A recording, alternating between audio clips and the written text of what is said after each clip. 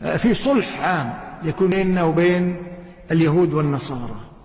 ما يمكن يطلع المهدي إلا وهذا الصلح لا بد أن يقع، لا بد أن يقع صلح عام بيننا وبين اليهود وبين النصارى. يعني راح نجتمع حنا واليهود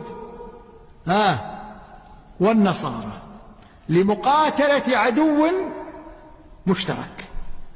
هكذا قال النبي صلى الله عليه وسلم: تصطلحون أنتم والروم. قال اليهود، قال نعم اليهود والنصارى، صلحا عاما، ثم تقاتلون. سبب الصلح ايش؟ في عدو مشترك عبر عنه النبي صلى الله عليه وسلم بقوله: فتقاتلون عدوا لكم وعدوا لكم، لهم ولكم. يعني هو عدو، هذا العدو الخاص عدو لليهود والنصارى وعدو أيضا لمن؟ لنا نحن المسلمين.